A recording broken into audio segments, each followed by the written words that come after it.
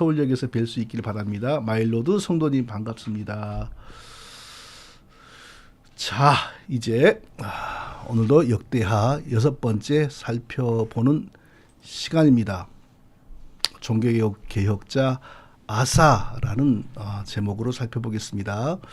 자, 다윗의 아들 솔로몬, 솔로몬의 아들 르호보암의 아들 아비야, 그리고 아비야의 아들 아사. 자, 오늘 아사에 대한 이야기입니다. 그러니까 아사는 남쪽 유다 왕국의 5번째 왕이네요.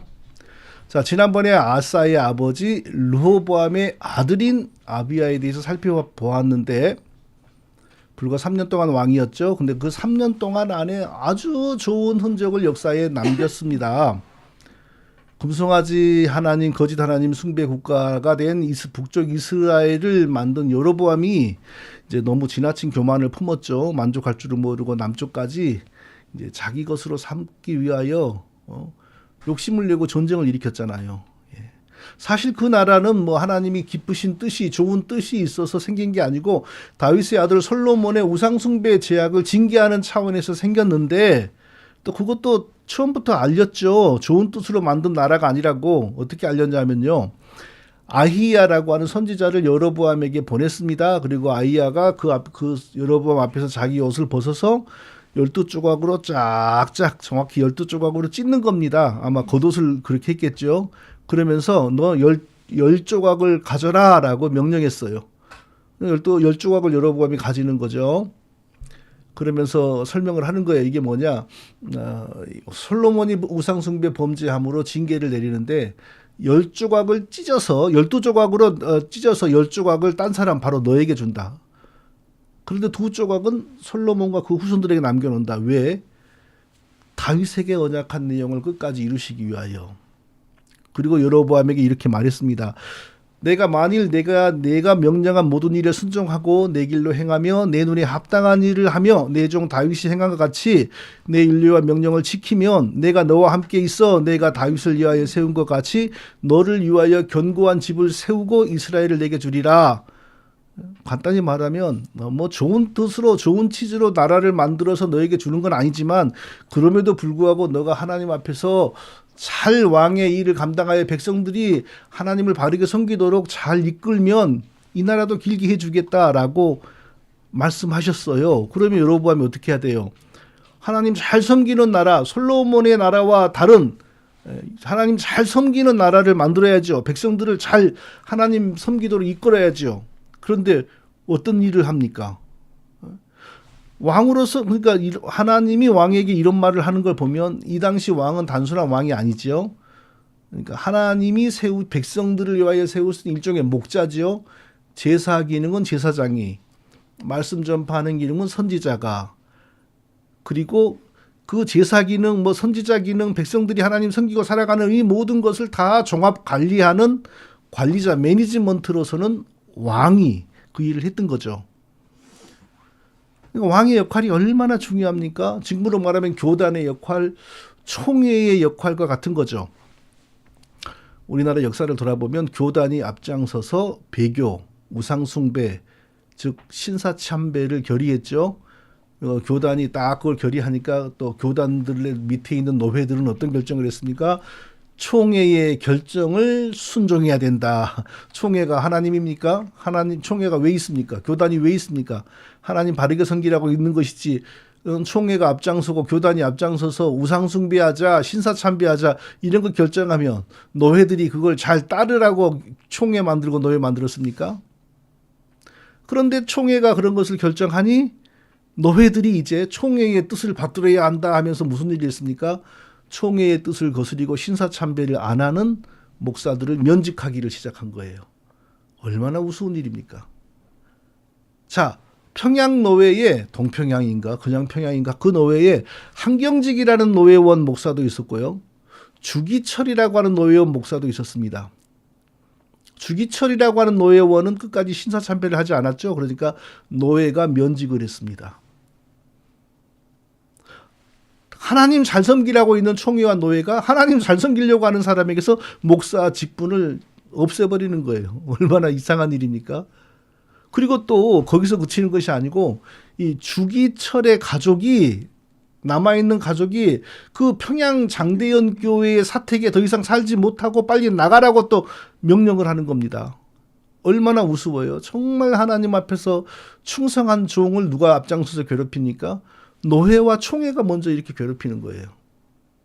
이게 세상의 이 총회, 노회, 이 죄인들로 구성된 이게 모습인 것 같아요. 오늘날도 마찬가지죠. 여차하면 실제로 그런 일은 흔히 일어나지 않지만 여차하면 면직시킬 거야. 총회에 반하는 행동을 하지 마라. 그런 말 자주 하거든요.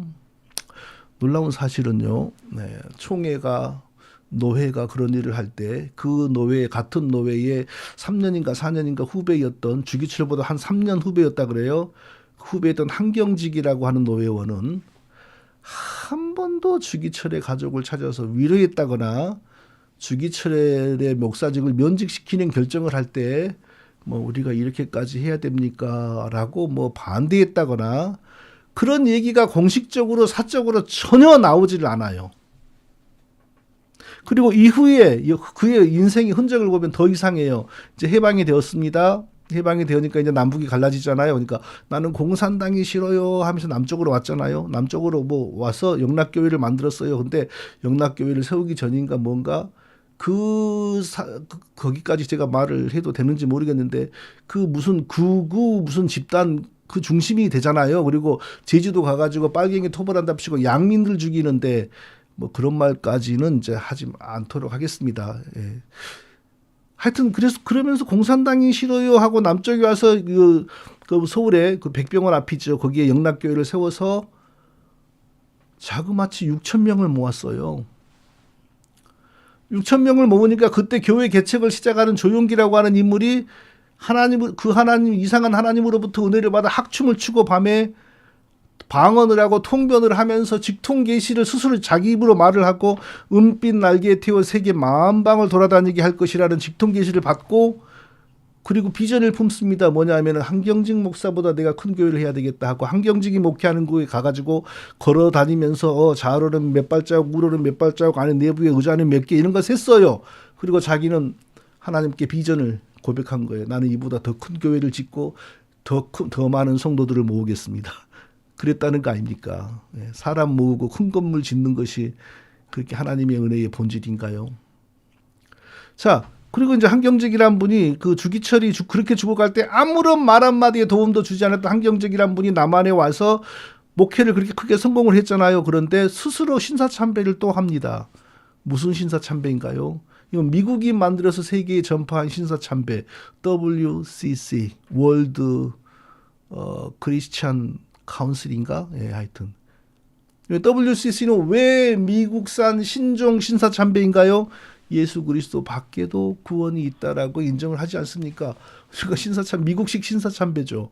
심각한 것은 누가 총칼을 들고 강요한 적이 없는데 스스로 WCC가 좋아서 그거 해야 된다는 주동자 일을 했고 그걸 하기 위해서 있던 교단에서 갈라져 나왔어요. 그때 갈라져 나온 교단, 그러니까 원래 교단의 이름이 뭐냐? 예장합동이고 지금 사당동의 총신대학을 제가 졸업한 총신대학을 운영하는 교단이고 한경직을 중심으로 WCC 신사참배를 해야 된다고 나와가지고 새로 만든 사람들이 만든 교단이 뭐냐? 지금 장신대, 광나루라 그러나요? 워커힐 그 호텔 있는데 그 학교를 운영하는 예장통합이라고 하는 교단인데 예장통합은 숫자로는 한 7천 교회 되는데 WCC 열심히 잘하고 있고요. 로마 교회도 아주 사랑하고 있고 합동은 온갖 뭐 교회들이 모여가지고 한 11,000개, 12,000교회 된다는데 아직은 WCC 안 들어가고 WEA 안 들어가고 그런 상태입니다. 성도 여러분, 제가 좀 예민한 얘기 오늘 팍팍 하겠는데요.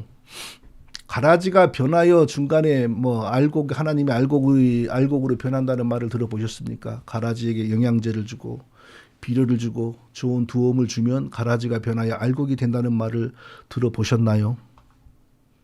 저는 들어본 적이 없습니다. 또 반대로 알곡에게 양식을 끊고 물을 안 주면 가라지로 변한다는 말을 들어보셨습니까? 저는 못 들어봤습니다. 그런 일은 없습니다. 가라지는 영원히 가라지이고 아무리 번성하고 아무리 영양이 풍성해도 가라지는 가라지이고 알곡은 영원히 알곡입니다. 아무리 빈약하고 아무리 영양실조 걸릴 수도 알곡은 알곡입니다. 가라지가 알곡이 되고 알곡이 가라지가 되는 일이 없습니다.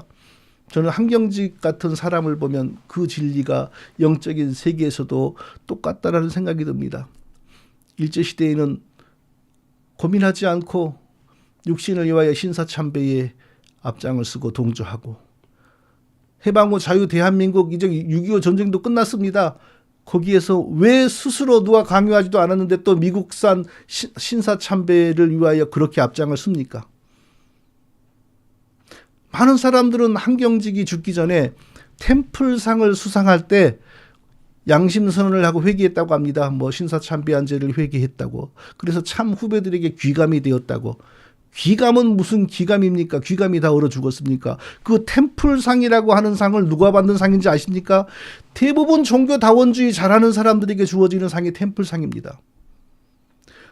그 템플상을 수상자를 선정하는 그 심사위원들 대부분이 불신자들이고 대부분이 종교 간의 화해를 추진하는 사람들입니다.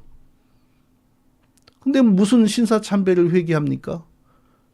신사참배, 새로운 형태의 신사참배자들에게, 신사참배 주동자들에게 주는 상을 받으면서 옛날에 신사참배 했던 것을 양심선언하고 했다. 그게 무슨 의미가 있습니까?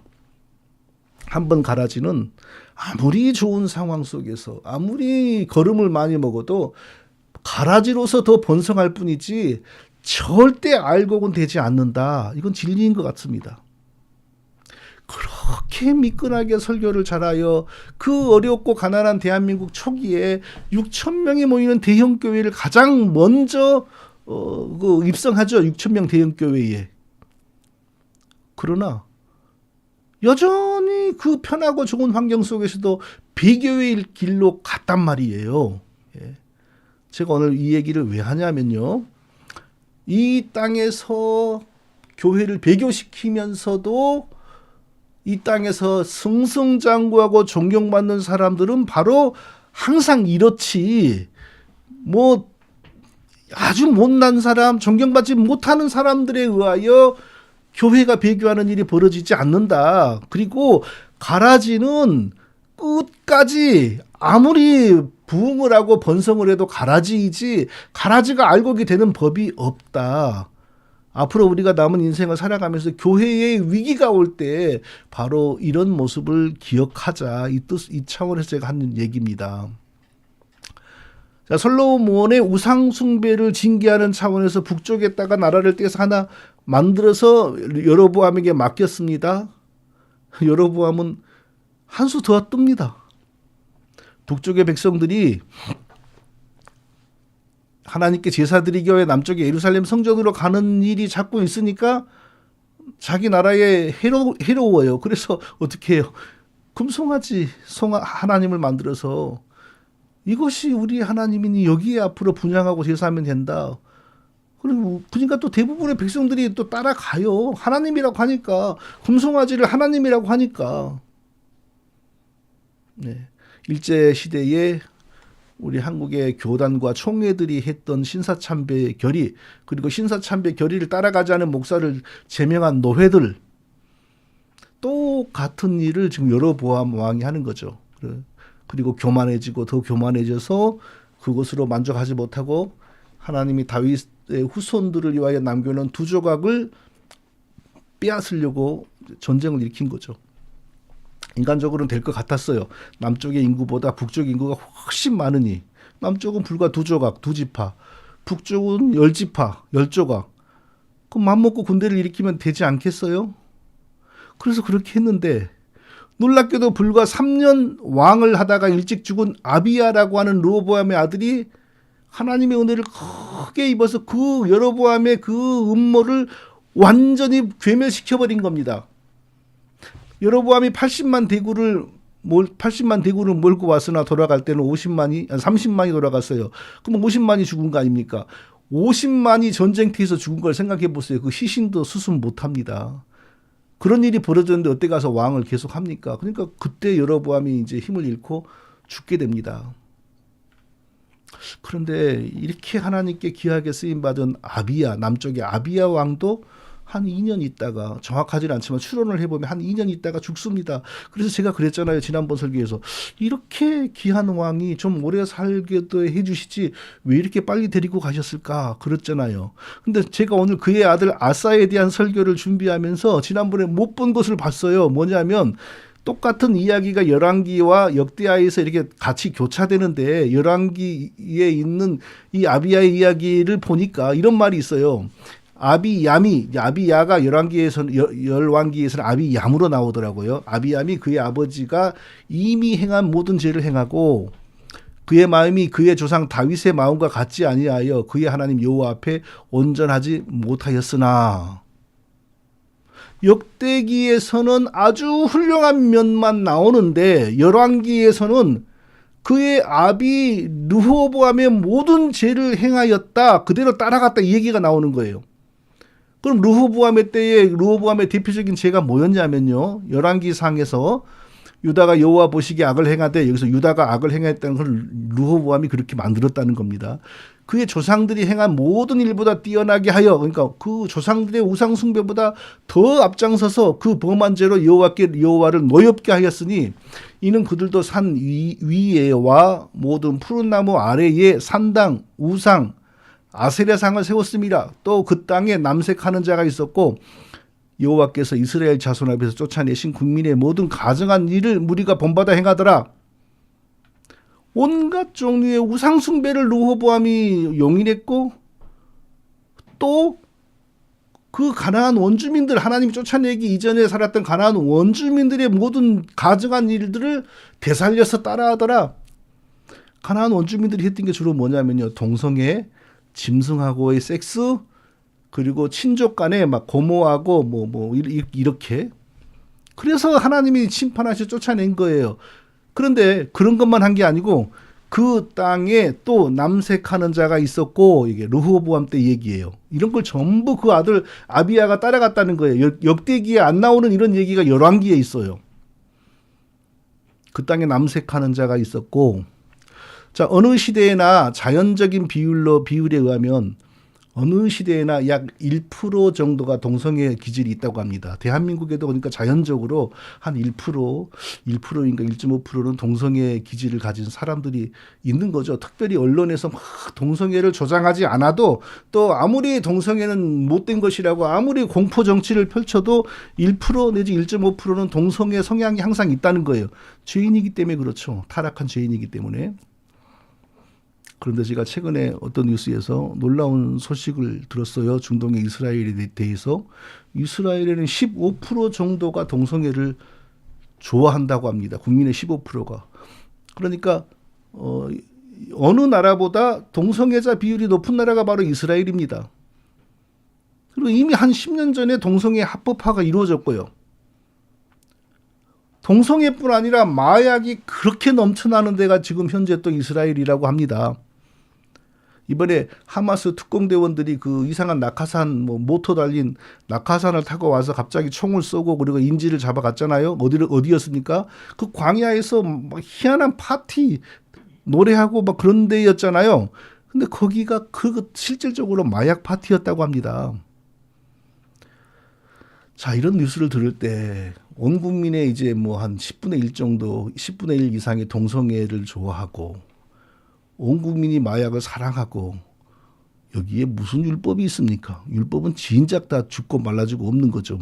그냥 말로만 유대교 믿는다 하지만 뭔 유대교라도 믿습니까, 이들이?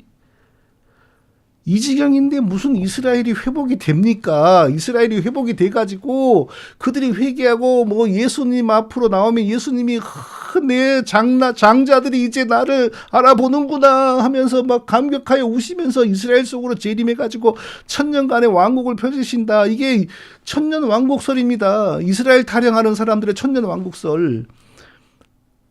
이루어지겠어요? 국민의 15%가 동성애를 좋아하고 있고 마약을 저렇게 좋아하고 있고, 이번에 그 사람들이 마약 파티를 하면서요, 언론 스쳐가는 영상을 보니까 불상, 영어로 그 부디스트, 그것을 세워놓고 그 밑에서 춤을 추고 마약을 먹고 그러고 있더라고요. 그러니까 저런 모습을 볼 때 무슨 얼어 죽을 이스라엘의 회복이 있습니까? 예?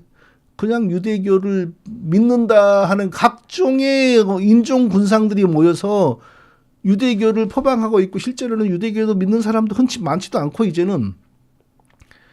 그리고 뭐 이제 이스라엘 우리 땅이다. 하나님이 우리에게 주셨다. 언제 하나님이 그들에게 저기 가나안 땅을 주셨습니까?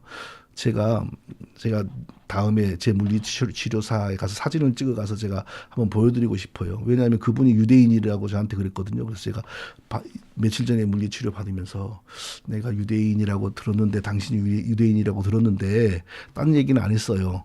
부모님은 어디서 태어났냐? 미국에 태어났대. 할아버지는 어디서 태어났냐? 미국인가 뭐 어디서 태어났대. 그 전에 조상들은 어디서 태어났냐? 그러니까 제가 기대하던 답이 딱 나오는 거예요. 저기 우크라이나 그 지역에서 살았다. 그 위에 조상들은. 제가 그랬잖아요. 한번 설명했잖아요. 우크라이나 옆에 러시아의 남쪽에 거기에 카자르족이라고 하는 유대인들하고는 아무 상관없는 종족이 살다가 전부 유대인으로 유대교를 개종을 했고 그들의 외모는 머리가 허옇고 피부가 거의 불구스러움하면서도 하얗고 중동의 이라크 쪽 사람들하고는 전혀 달라요. 인종 그 형태가. 제가 설명했잖아요. 아니나 다를까 그 사람도 우리 할아버지 저 윗대는 지금 우크라이나 땅에서 살았는데 그래서 내가 아무것도 모르는 것처럼 와 중동에 사는 유대인들이 언제 거기까지 이민을 갔냐 그러니까 뭐란 줄 아세요? 우리 유대인들은 그 이민에 대해서 아주 열려있는 그러니까 막 항상 옮겨 다닌다. 항상 옮겨 다니기는 뭘 언제 옮겨 다녀요. 거기서 살던 사람들이 유대교를 개종을 해가지고 거기 후손들이 자동적으로 유대인이라고 이제 인정을 받고 특히 거기 어머니가 흑인하고 결혼을 했어도 어머니에 의하여 또 그 자식은 유대인이 되는 겁니다. 그런 식으로 이 거짓 혈통 유대인들이 전 세계에 어마어마하게 지금 생산이 되고 있어요. 그러니까 그런 상황에서 그렇게 마약이나 즐기고 그렇게 동성이나 즐기고 하는 나라가 무슨 이스라엘이 회복이 돼서 예수님을 맞이하여 천년왕국을 펼칩니까? 아무 그거 의미 없는 헛소리, 낭설입니다. 그거요.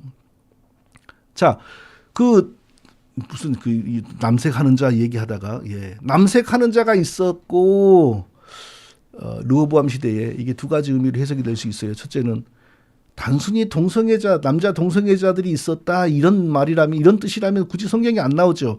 그 어떤 뜻일 가능성이 높냐면은 그 사람들도 제사장이 된다거나 그 사람들도 신학교 교수가 된다거나 그 사람들도 목사 안수를 받는다거나 지금으로 말하면 그 사람들도 공무원이 된다거나 이런 정상적 권리가 부여되었다 이런 뜻일 가능성이 높아요. 그리고 두 번째 이게 더 가능성이 높은데 그게 뭐냐? 사회 여러 신전에서 주로 이제 이방 우상 신전에 빠진 백성들의 세계죠. 종교 의식에서 이 남자 동성애자들의 역할이 있었다는 겁니다. 왜 그러냐면 아세라 같은 그 여신들 숭배에서는 그들의 신앙의 핵심이 뭐냐면 그 여신들이 기쁨이 충만해졌을 때에 그 좀 음란한 얘기라서 말을 안 할게요. 기쁨이 충만해져가지고 쾌락이 충만해졌을 때 그 결과로서 농사를 잘 되도록 축복해주는 뭐 어떤 신적인 뭐가 있다 이런 교리가 있어요. 그래서 그 여신들을 그 기쁘게 해주기 위해서는 인간 남자 그들의 그런 짓이 이제 그들의 제사 의식에 있는 거죠. 그러니까 이게 남자의 반대인 경우도 있고 여자의 그런 것이 또 제사 의식의 공식 제사 의식이 되는 경우도 있고 그러니까 이쪽 지역의 우상 숭배는 아주 난잡하고 그 더러운 것이 많아요. 우리 쪽에서는 뭐 인신제사 이런 것만 있었지만 이쪽에는 이런 게 많았어요. 그러니까 남색하는 자들이 있었고 특히 르호보암이 아세라 신을 허용했고 이거하고 종합해 보면 이런 신들에게 제사 지낼 때 이 여신들을 기쁘게 하는 남자들의 그런 짓거리가 있었다 이런 뜻일 가능성이 아주 높습니다. 자, 역대하에서는 아비야가 믿음이 좋은 왕으로 나타나고 그래서 하나님의 은혜를 입어 여로보암의 침략 군대 80만 중에서 50만을 괴멸을 시켰다 여기까지만 얘기를 해요. 그런데 11기에 그래서 아니 이렇게 좋은 왕이 왜 3년밖에 못 살았을까 그랬잖아요. 근데 11기상을 보니까 아비 르호보암의 제들을 다 답습했다. 이래요. 이 두 개를 종합해야지 이 아비야라고 하는 왕의 인생을 우리가 읽을 수 있잖아요. 어떻게 해석을 해야 될까요? 가장 올바른 해석은 이 한 인간의 인생에 변화가 있었다는 거죠. 전쟁이 일어나서 하나님의 도움을 받을 때까지는 비교적 온전했으나 전쟁에서 이기고 이제 교만해지고 이제 육신대로 살기를 시작했다는 거죠. 그러니까 한 처음에 1년 동안의 전쟁이 있었고 나머지 2년은 엉망으로 살기를 시작했다는 거죠. 그런데 역대하의 끝에서도 암시가 있었어요. 그 전쟁 이후 짧은 기간 동안에 아내 14을 얻었다. 이 말이 있었어요. 그러니까 제가 지난번 설교에서 왜 이런 얘기를 왜 할까? 아내를 14을 얻었다. 그가 어떤 인생을 살았는지를 짐작하라는 암시였던 거죠. 그러니까 아비야가 오래 살지 못하고 불과 3년 만에 죽었던 것은 그가 은혜를 잊고 나서 급속히 타락하여 그의 못된 아비 르호보암의 모든 죄들을 그대로 답습하니 하나님이 나라를 위하여 그를 일찍 불러가셨다. 이렇게 해석을 해야 될 것 같습니다. 자, 이런 아비야의 이야기 우리에게 아주 중요한 교훈입니다. 무슨 교훈입니까? 잠시 한번 은혜를 입어 잘 되었다고 해서 교만하면 그 성공과 그 은혜는 결코 영원하지 않다. 오래가지 못한다. 은혜를 크게 입은 때가 분명히 인생 속에서 있습니다. 그러나 그 때가 영원한 법이 없고 얼마 가지 못하고 반대가 되는 경우도 많습니다. 하나님 앞에서 하나님 앞에서 우리의 인생은 되게 짧죠. 그러나 우리에게 우리의 인생은 제법 깁니다. 그래서 늘 깨어서 주의하지 않으면 우리는 우리 인생을 제대로 관리를 못합니다. 우리의 호흡이 언제 끝날는지 아무도 모릅니다. 금년에 아니 그 사람이 죽었어. 그리고 저를 깜짝 놀라게 하는 가까운 사람의 죽음을 2번 제가 보았습니다. 도저히 그럴 일이 없을 것 같은 사람들. 우리의 호흡이 언제 끝날는지 아무도 모릅니다.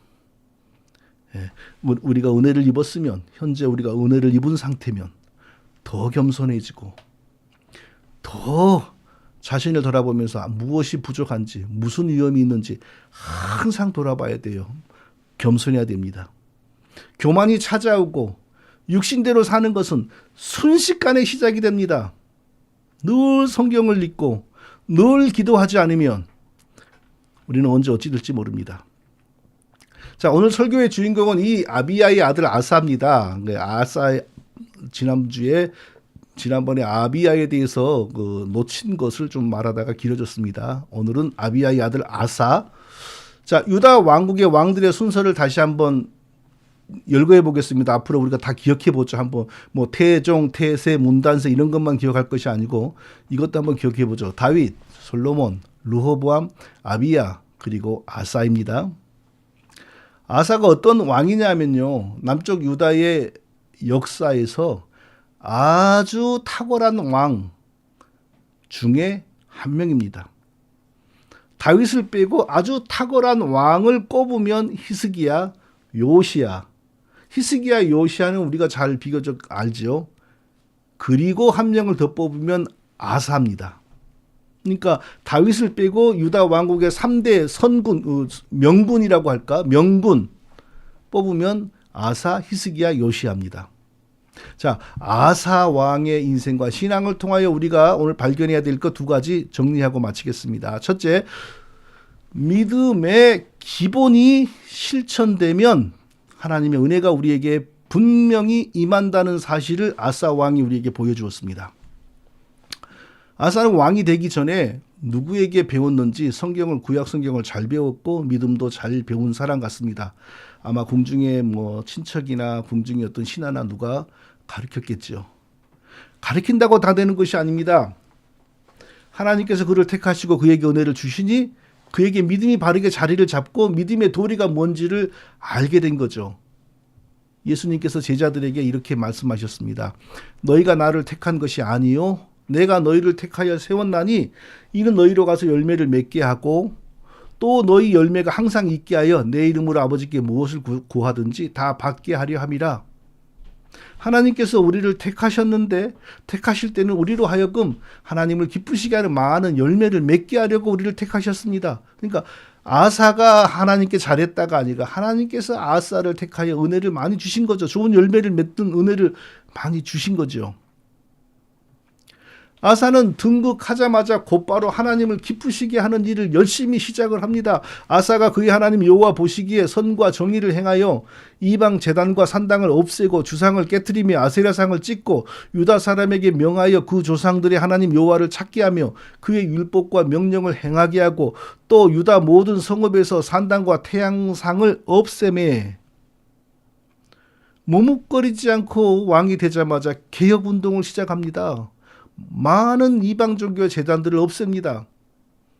그리고 중요한 것이 여기서 산당을 없앴다라는 사실입니다. 산당을 꼭 기억하십시오. 굉장히 중요한 겁니다. 자, 이스라엘 역사에서 그 자꾸 등장하는 산당이 뭔지 정확하게 아는 사람은 없습니다. 그런데 이 산당의 문제는 유다 남쪽의 역대 왕들에게 가장 다루기 어려운 문제였습니다. 대부분의 왕들은 산당을 건드릴 생각을 못합니다. 왜 그랬을까요? 산당 건드리면 인기 떨어지고 산당 건드리면 민심이 이반되니까 그런 거죠. 아주 이름난 개혁 군주들에게서 산당을 건드리는 모습이 나옵니다. 예를 들어 보겠습니다. 아주 이름이 난 믿음 좋은 왕이라 할지라도 산당을 못 건드리는 경우가 많았습니다. 예를 들어 보겠습니다. 여호사밧이라고 하는 왕, 아사 왕의 아들입니다. 믿음이 좋았어요. 어느 정도로 믿음이 좋았냐면요. 아주 어려운 전쟁터에서, 이길 수 없는 전쟁터에서 성가대를 조직하여 찬송하면서 앞장서게 함으로 하나님의 역사를 일으켜 이긴 사람입니다. 믿음이 좋았던 사람입니다. 예. 근데 성경에 뭐라고 나오냐면요. 여호사밧이 그의 아버지 아사의 모든 길로 행하여 돌이키지 아니하고 여호와 앞에서 정직히 행하였으나, 그러니까 아사가 훌륭한 왕이었다 그랬죠. 그의 아들 여호사밧도 아비의 길을 따라갔어요. 잘했죠. 그런데 그 다음 말이 중요해요. 산당은 폐하지 아니하였으므로 백성이 아직도 산당에서 제사를 드리며 분향하였더라. 백성들이 산당을 출입하고 산당에서 분향하고 산당에서 제사하는 것을 하나님께서는 조금도 기뻐하지 않았습니다. 왜 그랬겠어요? 산당이 하나님은 자기가 아니니까 그런 거죠. 산당이 하나님이 자기 맞는데 약간 대접이 소홀하다고 해서 하나님이 이러시겠어요? 산당이 하나님은 자기가 아니에요. 이건 정말 중요한 겁니다. 오늘날에 하나님 믿는다 하지만 거짓 하나님을 믿고 있는 많은 개신교 교회들이 바로 산당 숭배, 또 다른 모양의 산당 숭배를 하고 있는 겁니다. 그러니까 여호사밧이 다른 건 다 잘했는데 산당을 없애지 않았어요. 하나님이 그것이 여호사밧의 중대한 실척이고 한계였다 이렇게 평가를 하는 겁니다. 자, 시간이 지나갈수록 산당은 유다 왕국을 망하게 만드는데 결정적인 역할을 합니다. 오늘날 교회를 망하게 만드는 결정적인 역할을 하는 게 뭔지를 보세요. 그리고 도저히 그 교회에서 쫓아낼 수 없는 거, 그게 뭔지를 보세요. 그게 바로 오늘날의 산당입니다. 1순위 방언기도, 이상한 성령운동, 그런 거 아니겠어요? 나중에 제가 자세히 설교를 하겠습니다. 시간이 지나갈수록 제사장은 두 패로 갈라집니다. 산당을 인정하고 산당에서 일하고 산당에서 돈 버는 제사장, 오직 예루살렘 성전에서만 일하는 제사장, 산당 제사장, 예루살렘 성전 제사장 딱 갈라지는 거예요. 위대한 개혁군주 요시야가 어떤 산당 제사장을 불러 태워 죽였습니다. 그리고 산당 제사장들은 예루살렘 성전 근처에 못 오게 막았어요. 이게 뭘 의미해요? 산당의 하나님은 사단이라는 거죠. 그 일로 요시야가 크게 칭찬을 받았어요. 히스기야도 산당을 철폐했습니다. 그러나 히스기야가 죽고 요시야가 죽자 산당은 다시 생겨났어요. 얼마나 백성들의 영혼 속에 깊이 뿌리 박혀 있었는지 알 수 있는 거죠. 오늘날 교회 다니는 사람 속에 깊이 뿌리 박혀서 아무리 뽑을래야 뽑을 수가 없는 것, 그걸 통하여 하나님 믿으면 성경에 하나님에게 가는 게 아니라 사단에게 가는 거, 그게 뭐냐고요? 그건 나중에 제가 설명하겠습니다. 이 산당은 오늘 우리 시대에 어떤 모습으로 자리를 잡고 있는지 연구하고 설교해야 됩니다. 그러나 쉽지는 않아요. 나중에 제가 꼭 하겠습니다. 자, 아사가 왕이 되면서 겁도 없이 많은 우상들을 철폐하고 이 산당까지 철폐를 했어요. 그런데 아사도 나중에는 못 이겨서, 백성들을 못 이겨서 산당을 허용합니다. 나중에 다 설명을 하겠습니다. 그러나 초기에는 이렇게 올바르게 단호하게 산당까지 없앴어요. 산당을 없앨 정도면 다른 우상들이 있을 수가 없죠. 하나님이 얼마나 기뻐하셨는지 몰라요. 여호와께서 아사에게 평안을 주셨으므로 그 땅이 편안하여 여러 해의 싸움이 없는지라 그가 견고한 성읍들을 유다에 건축하니라. 아사가 이렇게 단호하게 하나님을 위해서 일을 하자 하나님이 기뻐하시고 편안함을 선물했어요. 편안함을 선물하니까 어느 주변에 이 적들도 감히 도발을 못해요. 그리고 이전에 아버지 때 할아버지 때 외국의 침략을 받아서 무너진 그 성들을 우리나라로 말하면 안시성, 요동성 막 이런 거죠. 전쟁을 대비하여 견고하게 쌓는 거예요. 나라가 잘 되는 거죠. 나라가 부흥하는 거죠. 성도 여러분, 나중에 중동의 지도를 한번 인터넷에서 요즘에 종이 지도는 구하기 어려우니까 인터넷에서 보세요. 이스라엘 땅이 진짜 손바닥만 합니다. 그 동쪽의 지중해 해안가를 빼고 나머지는 전부 적으로 둘러싸여 있잖아요. 그런데 이스라엘 땅 안에도 섬처럼 존재하고 있는 팔레스타인 그 하마스가 또 있잖아요. 그래서 지금 그 하마스하고 이스라엘이 엄밀히 말하면 이스라엘 사람들의 심정으로는 어머 우리 땅 안에 자리 잡고 있는 원수들이 우리의 심장을 공격하네 이런 느낌이겠지요. 역사를 돌아보면 이 팔레스타인도 사실은 원래 가나안 원주민이 아닙니다. 저 위에 배 타고 내려와서 거기에 굴러온 돌입니다. 이스라엘도 거기 원래 주민이 아니잖아요. 아브라함만 거기 원래 주민이고. 이집트에서 노예살이 하다가 해방되고 걸어서 올라온 돌이잖아요. 그러니까 팔레스타인이 성경으로 말하면 블레셋인데 블레셋도 엄밀히 말하면 가나안에 굴러들어온 돌. 이스라엘도 엄밀히 말하면 남쪽에서 굴러들어온 돌. 그러니까 제3자가 보면 둘 다 원래 주인 아니면서 지들끼리 여기가 우리 거다 하고 싸우고 있는 거다. 근데 지금 또 유대인들은 그나마 혈통도 아브라함하고 상관도 없잖아요. 저희 물리치료사가 말한 대로 자기 할아버지는 전부 우크라이나에서 태어난 사람들인데 그 유대교를 믿었다는 이유로 유대인으로 둔갑을 해버린 거예요. 그 사람들의 의식 속에는 하나님이 우리에게 주신 땅. 그렇게 지금 믿고 있어요. 그렇게. 자기들이 자기 뿌리를 모르는 것 같아요. 알면서도 속이는 건지 그건 모르겠어요. 또 그 주변을 보면 전부 적이잖아요. 예. 그 남쪽에 요르단이라는 나라가 있잖아요. 그 성경으로 말하면 모압과 암몬입니다. 모압과 암몬이 얼마나 이스라엘을 괴롭혔습니까? 동쪽에 보면 이라크잖아요. 이라크 성경으로 말하면 바벨론입니다. 바벨론이 이스라엘을 무너뜨리고 성전을 무너뜨렸지 않습니까? 그 동쪽으로 조금 이라크에서 동쪽으로 조금 더 가면 이란이 있잖아요. 이란은 성경으로 말하면 바사입니다. 바사가 또 이라크 지배하고 예루살렘 다 지배했지 않습니까? 좀 위로 가면 시리아가 있죠. 시리아는 어떤 나라인지 아세요? 성경으로 말하면 그 문둥병 군대 장관 나만의 나라 아람이잖아요. 아람이 북쪽 이스라엘을 무너뜨리고 다 잡아가서 노예로 삼았고 남쪽까지 치잖아요. 나중에 실패했지만. 그리고 조금 동쪽 해안가 북쪽으로 가면은 레바논이 있습니다. 레바논은 성경으로 말하면 두로와 시돈이에요. 두로와 시돈에 대해서는 제가 얼마나 전쟁을 많이 했는지 얼른 생각나는 게 없어요. 그럼 좋을 때는 좋았겠지만 얼마나 전쟁도 분명히 했겠지요. 서로 간에. 온통 적들이 둘러싸여 있는 이 손바닥만한 땅을 어느 민족에게나 아무리 못난 민족에도 한때 잘 나갈 때가 있습니다. 우리나라 고구려 광개토 대왕 때의 영토가 비교적 크다고 알려졌는데 실제의 영토는 우리가 배운 것보다 적어도 5배 내지 10배라고 합니다. 일본인 학자들이 우리 민족의 정신을 죽이기 위하여 채소로 그려버린 거예요. 최근에 연구에 하면 고구려의 안시성이 어디 있는지 그동안 발견이 안 됐는데 여러 가지를 종합해 보니까 저기 황하강 니은자처럼 굽어지는 황하강 옆에 안시성이 있었다는 아주 유력한 주장이 나오고 있습니다. 그러면 그 우리나라가 한때 그래도 반짝할 때 우리 조상들이 얼마나 넓은 땅을 차지했다는 것 아닙니까? 그러면 그때 얼마나 많은 종족들이 고구려 우리 조상들의 나라에 굴복하고 조공을 바쳤고 반역하다가 죽임을 당했고 그런 게 역사 아닙니까?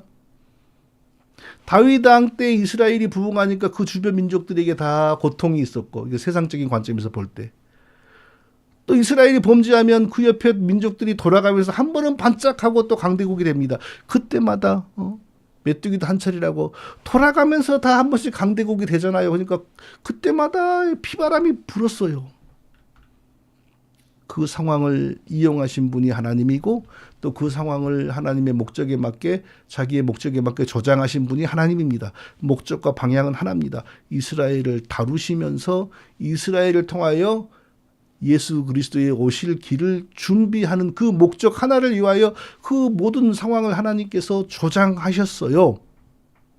이스라엘이 범죄하면 이민족을 부흥시켜서 막대기로 사용하고 이스라엘이 조금 진정되어 제약을 진정시키면 또 그 상황을 바꾸고 그런 식으로 계속 그 중동 지역의 세계사가 진행이 됩니다. 그 요약하면 바로 이겁니다. 돌아가면서 한 번씩 전성기를 맞이하고 돌아가면서 제약된 이스라엘을 한 번씩 짓밟아주고 그게 중동 지역의 세계사더라고요. 보니까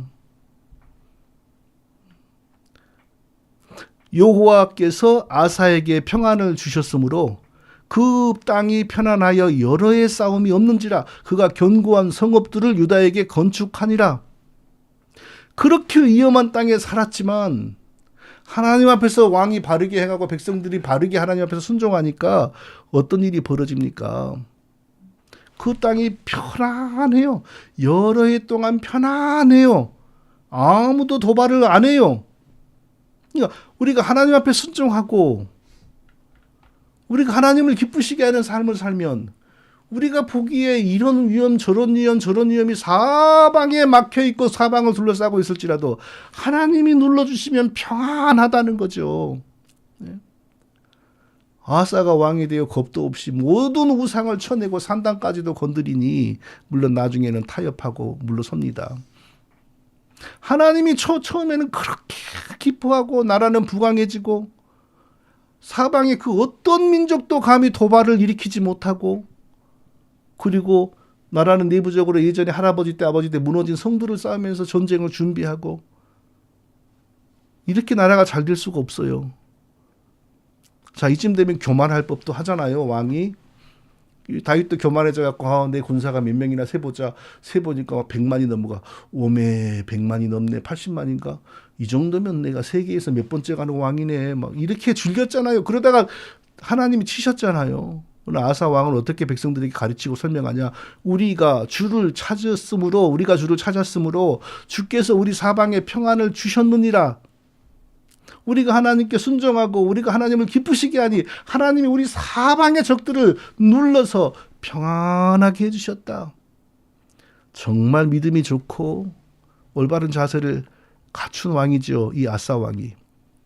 성도 여러분, 성도님들에게도 사방에 평안이 있기를 바랍니다. 하나님이 우리에게 사방에 평안을 주시면 모든 것이 잘 되고 형통합니다. 가정도 평안합니다. 자녀들도 잘 됩니다. 자녀들이 잘 되고 가정이 평안하다는 건 하나님의 은혜죠. 특히 자녀들이 바르게 잘 되는 것은 우리 부모들이 하나님 앞에 바르게 살았다는 그 열매지요. 세상 학자나 크리스찬 학자들이 이구동성으로 말하는 게 뭡니까? 자식이 잘못되는 것 대부분은 부모 두 사람의 영향이거나 부모 그 중에 한 사람의 영향이다. 이구동성으로 말을 합니다. 부모 양쪽이 다 엉망이거나 그 중에 하나가 엉망이거나 그래서 자녀가 믿음이 뭔지를 알지 못하고 바른 본을 보지 못하여 잘못 자란다. 이건 세상 학자들이나 크리스찬 학자들이 다 이구동성으로 말하는 겁니다.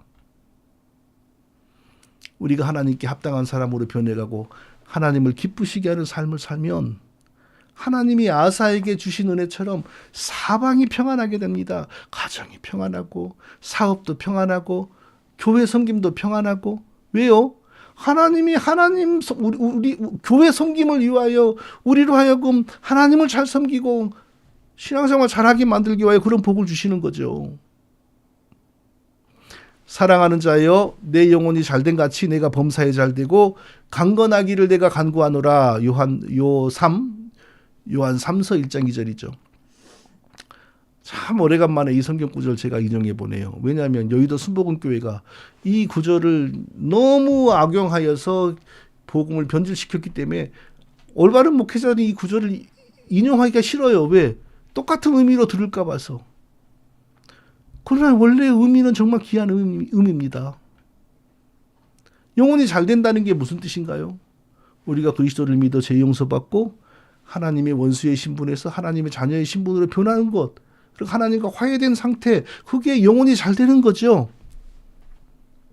그 영혼이 잘 되면 범사가 잘 된다는 건 무슨 뜻입니까? 하나님의 자녀가 되고 하나님의 사랑을 받으면요, 또 그리스도의 십자가의 효력을 우리에게 적용시키는 내주하시는 성령의 인도와 은혜를 따라서 제약된 삶에서 육신대로 사는 삶에서 점점 하나님의 자녀다운 삶으로 변해가는 것, 이게 영혼이 잘 되는 거죠. 그럼 하나님이 우리를 어찌 보시겠습니까? 그래도 너는 고생 좀 더 해라. 그래도 너는 한 10년은 더 가난하게 살아라. 이러신다면 하나님이 이상한 분이죠. 이유 없이 우리를 괴롭히고 이유 없이 가난하게 만들고 그런 분이라면 하나님이 이상한 분이죠. 그러나 하나님은 그런 분 아닙니다. 요백에 그렇게 하나님을 잘 섬기는 요백에 그런 갑자기 질병을 주고 자녀들이 다 죽는 재앙을 주신 것은 장래의 요백에 더 복을 주시기 위하여 그를 시험해 보시는 것, 그런 특별한 뜻이 얼마나 우리에게 흔하겠어요. 그런 일 별로 없습니다. 거의 없습니다. 그러니까 우리가 사랑하는 자여 내 영혼이 잘된 같이 내가 범사에 잘되고 강건하기를 내가 간구하노라. 이 말씀은 그냥 그대로 우리가 받아들이면 되는 거예요. 예수님 믿고 죄 용서받고 하나님의 잘되고 성령의 인도와 역사와 은혜를 따라서 제약된 삶을 버리고 육신대로 사는 것을 버리고 점점 거룩하게 하나님의 자녀답게 살아가면 하나님 우리를 기뻐하시고 우리의 육신의 복을 주시고 가정의 복을 주시고 그런 열매가 자연스럽게 일어난다는 겁니다. 사랑하는 성도 여러분, 아사가 왕이 되어서 유다 왕국에 있는 우상들을 단호하게 제거함으로 하나님을 기쁘시게 하니 하나님이 그의 사방을 편안하게 해주셨습니다. 우리도 아사처럼 바른 믿음으로 하나님을 온전히 섬기기를 다짐하고 그 길로 나아가면 하나님이 우리를 기뻐하십니다. 우리 사방을 편안하게 해주십니다. 성도님들에게 이런 은혜가 넘치시기를 축원드립니다. 자, 둘째로 아사왕 이야기를 통하여 또 우리가 무엇을 발견해야 되냐 하면요, 하나님의 말씀에 순종하여 힘을 내면 상급이 있다는 것입니다. 자, 구약 시대에는 계속해서 하나님으로부터 말씀이 오던 시대였죠. 말씀은 언제까지 왔습니까? 예수님의 태어남, 죽으심, 부활, 그때까지 계속 말씀이 왔죠.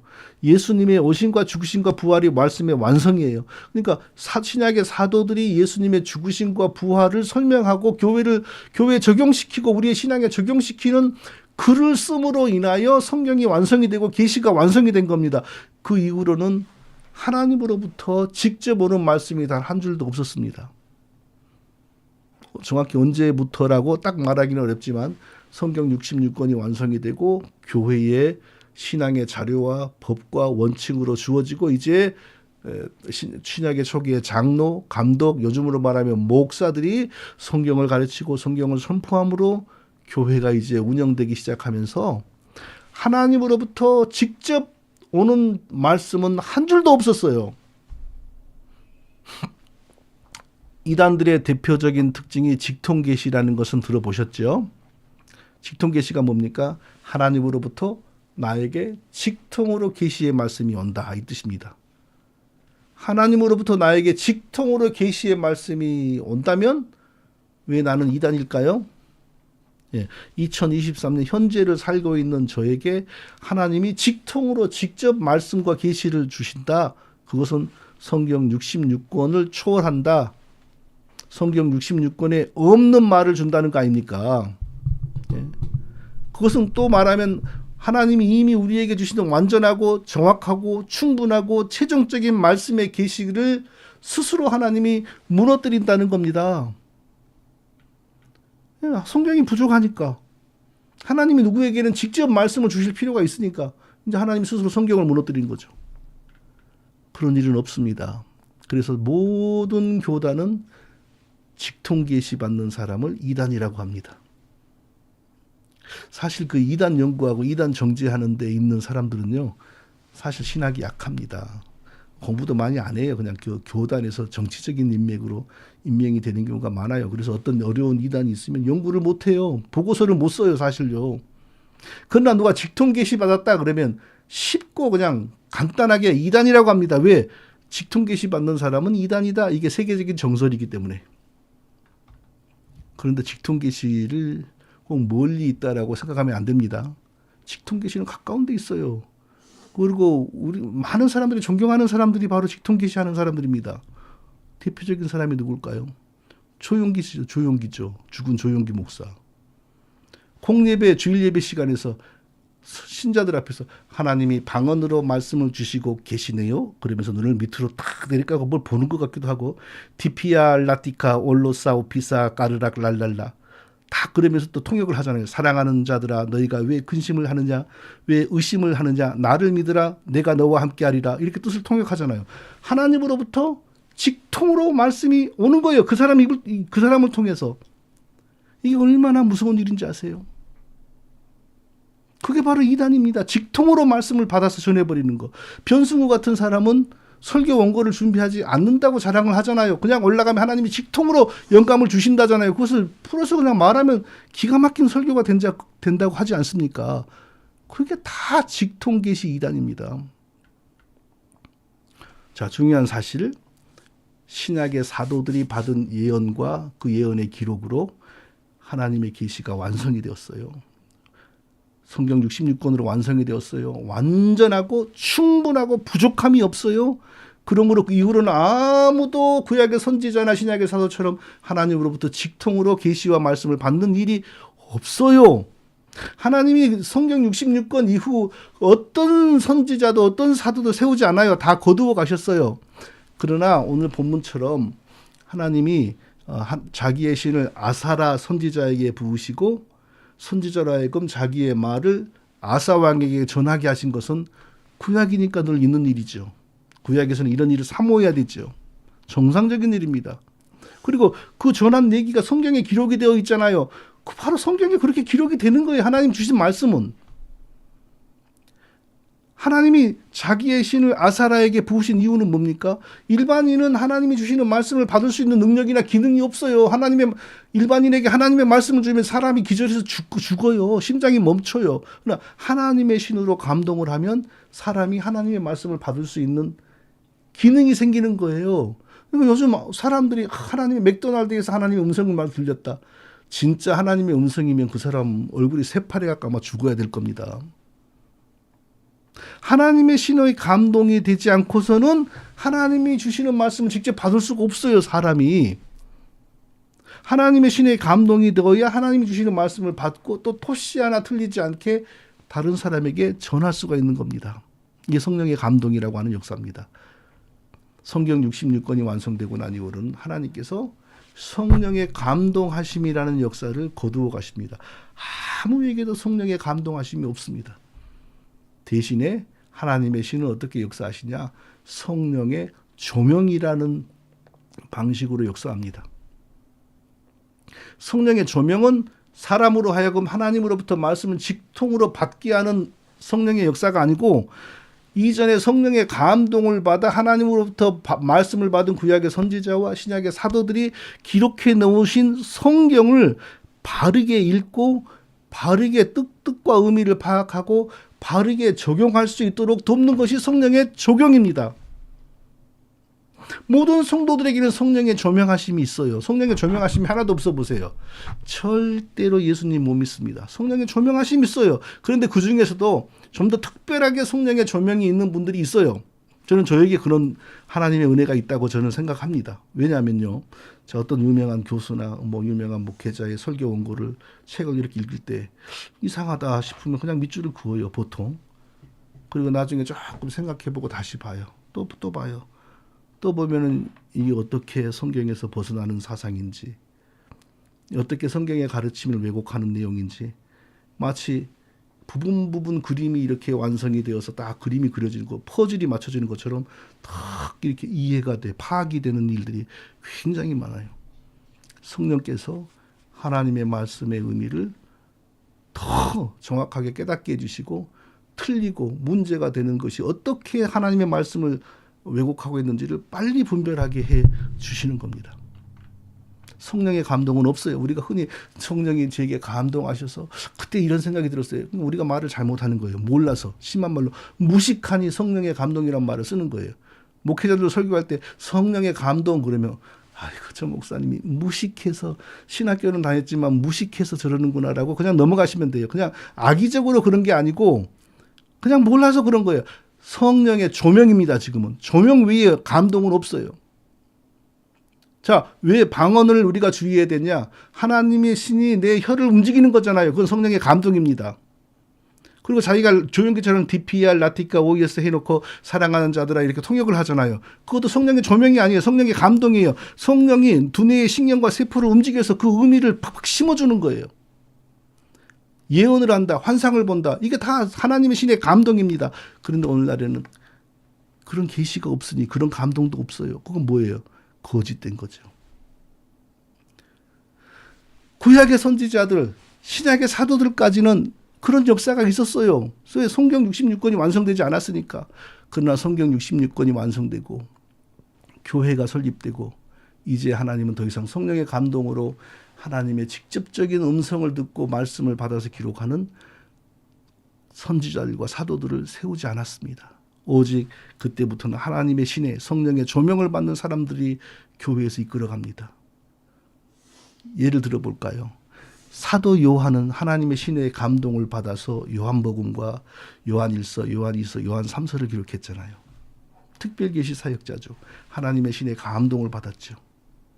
그런데 사도 요한의 전도를 받아서 기독교인이 된 폴리감 목사님에게는 하나님의 감동이 없었습니다. 하나님의 신의 감동이 없었습니다. 단 한 줄도 하나님의 계시를 받아서 전하거나 기록한 적이 없어요. 오직 사도 요한이 기록한 성경을 바르게 읽고 바르게 해석하여 교회에 침투해 들어오는 이단들을 물리쳤습니다. 폴리감 목사님에게서 성경을 배워서 목사가 된 이레니우스에게도 하나님의 신의 감동이 없었어요. 단 한 줄의 직통계시도 받은 적이 없어요. 방언도 하지도 않았고 예언도 하지 않았고 환상도 보지 않았어요. 이 역사는 계속 이어지는 거예요. 그들은 성령의 조명으로 기록된 성경의 의미와 뜻을 잘 분별하고 해석하여 성도들에게 가르치고 왜 저 집단이 이단인지를 설명을 하면서 교회를 지켰습니다. 자, 하나님의 신의 감동하심을 받은 아사라 선지자가 아사 왕에게 전한 말은 너무 길어서 다 읽을 수가 없어요. 마지막 문장만 읽어보겠습니다. 그런즉 너희는 강하게 하라. 너희 손이 약하지 않게 하라. 너희 행위에는 상급이 있음이라 하시니라. 성령의 감동을 받아서 하나님의 말씀을 선지자가 전하는데 마지막 문장이 뭐냐? 손을 강하게 하라. 너희 행위는, 그러니까 아사 왕과 함께 개혁하는 이스라엘 백성들이죠. 상급이 있다. 하나님이 기뻐하신다.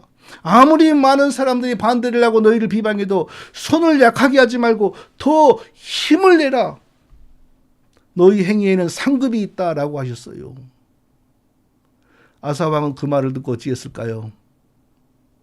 이 한 문장으로 설명하겠습니다. 아사 왕의 어머니 마아가가 아세라의 가증한 목상을 만들었으므로 아사가 그의 태우 자리를 패하고 그의 우상을 찢고 빻아 기드론 시내가에 불살랐으니 하나님으로부터 상급이 있다. 힘을 내라. 더 열심히 개혁운동을 하라라고 하는 권면을 받은 아사는 무슨 일까지 하냐? 자기 어머니, 우리나라로 말하면 데비마마죠. 데비마마의 권세가 얼마나 센지 압니까? 왕이 후사가 없이 죽으면 다음 왕을 결정하는 사람이 누구에게 있습니까? 우리나라에서는 데비에게 있습니다. 왕이 한 3살, 4살, 8살, 10살 너무 어려서 정치를 못해요. 그러면 왕을 대신해 가지고 앞에 딱 발을 내리고 뒤에서 모든 것을 지시하고 조정하는 사람이 누굽니까? 대비입니다. 어느 나라나 비슷하겠지요. 왜 왕 중에 살고 왕과 가까우니까 왕의 어머니는 대단하겠지요. 왕의 어머니가 대단하니까 감히 왕의 정치에 반하는 아세라 우상 숭배를 하고 있었겠지요. 그런데 아들인 왕이 어머니에게도 인정사정 두지 않고 어머니의 신분을 박탈해 버렸어요. 왕 대비를 일반인으로 격화시켜버린 거예요. 그리고 그 만들어 놓은 우상들을 전부 없애버렸어요. 하나님이 얼마나 기뻐하시겠습니까? 그러자 하나님이 어떻게 놀랍게 응답하시고 은혜를 주셨냐면 이 한 문장으로 설명하겠습니다. 이때부터 아사왕 제35년까지 다시는 전쟁이 없으니라. 하나님께서 더욱더 아사왕을 기뻐하시고 더욱더 아사와 그의 나라에 복을 주신 겁니다. 물론 아사왕의 중간에 결함이 있습니다. 이건 다음에 하겠습니다. 모든 사람의 인생에는 공과 과가 있습니다. 그러나 아사는 과에 비하여 공이 월등히 많았습니다. 그래서 하나님께서 아사에게 많은 은혜를 베푸셨어요. 이 한 문장이 바로 하나님의 평가입니다. 아사의 마음이 일평생 온전하였더라. 사랑하는 성도 여러분, 아사의 이야기가 주는 메시지는 아주 간단합니다. 우리가 바른 믿음을 추구하고 바른 믿음 위에 살고 바른 믿음의 교회를 세우려고 노력하면 어려움이 있어도 하나님께서 상급을 주십니다. 우리의 사방을 편안하게 해주십니다. 우리의 사업이, 우리의 가정이, 우리의 자녀가 복을 받아서 우리가 하나님을 섬기는 일에 더욱더 힘쓸 수 있도록 상급을 주십니다. 사랑하는 성도 여러분, 저와 우리 모두에게 바로 이런 바른 믿음으로 말미암아 주시는 하나님의 은혜가 넘치시기를 예수님의 이름으로 축원드립니다. 거룩하신 아버지 하나님, 아사가 바른 믿음을 위하여 온몸을 헌신하였던 것처럼 우리도 바른 믿음을 위하여 올바른 교회를 세우는 일에 온몸을 바치고 모든 힘을 다 바칠 때에 하나님께서 우리의 자녀와 우리의 사방을 편안케 해주시는 복을 넘치도록 부어주실 줄로 믿습니다. 감사드리며 예수님의 이름으로 기도합니다. 아멘. 참자 찬송가